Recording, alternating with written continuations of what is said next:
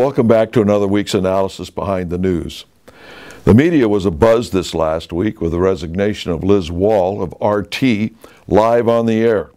Now, RT stands for Russia Today. I'm not going to comment any more on it other than to ask you, being as you're already here, to look and search for the past videos that we produced in this segment about Russia Today.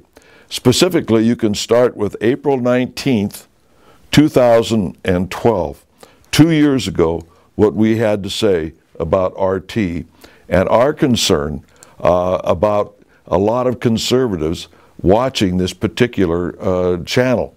We said it was very dangerous and what it stood for. So again, April 19th, 2012. Take a look at that segment of ours in that time period. I think you'll find it very interesting in light of what happened this last week. Now, I want to expand a little bit more on what I was talking about relative to the Ukraine last week, to drive home the point that there's something more going on than what you see on the front page or on your TV set. First of all, back in the, let's see, it was June 5th of 1990, Gorbachev came over to the United States and visited Ronald Reagan at the Reagan Ranch. And the Milwaukee Sentinel carried a cover story about that visit. And the headline was, Gorbachev urges New World Order. The subtitle, Soviet President calls for U.S. as partner to work toward the goal of New World Order. Now, they never called them, the leaders of the Soviet Union, dictator, Führer, or something like that. They always referred to them as president, just like they do with Putin, to be polite, if you will, never degrading the presidency of these dictatorships by calling them what they really are, and that's a dictatorship, a thug, or whatever. At any rate, so this is in June 1990 that the head of the Soviet Union says that we need a new world order and a partnership with the United States to achieve this. A year later was issued this document by the State Department, National Security Strategy of the United States, August 1991. And in here, and this is put out by the White House, in the foreword, and we've shown this to you before, but this is part of what we're trying to make a point with, the preface titled, A New World Order, signed by George H.W. Bush. And he made it the official policy of the United States to work toward what Gorbachev was talking about, a new world order. After that, just shortly, another year after this was signed, a charter for American-Russian partnership and friendship was signed. Now, keep in mind, this is American-Russian partnership and friendship. And this came out of the White House. To verify this, you can go to www.fas.org, and look up, the date is June 17th, 1992, a charter for American-Russian partnership and friendship, signed by George H.W. Bush. Then you can go and see a partnership for economic progress, signed back in 1994 by Clinton, which affirmed this earlier agreement by George H.W. Bush.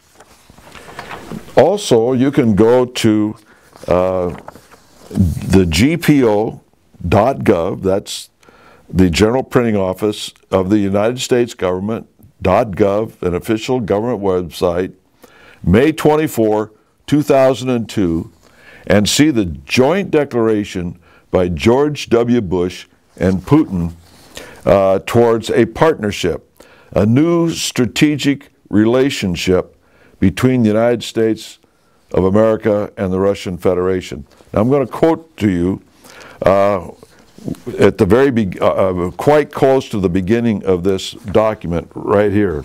It says this: "We are achieving a new strategic relationship. The era in which the United States and Russia saw each other as an enemy or a strategic threat has ended. We are partners, and we will cooperate to advance stability, security, and economic integration. And to jointly counter global challenges and to help resolve regional conflicts, like the Ukraine." But when they say they're establishing a partnership, when they're saying that we are partners, in other words, and we will cooperate to advance economic integration. Now, what does that mean? Integration. Integration means that when they're talking about the economy, they're going to integrate both economies.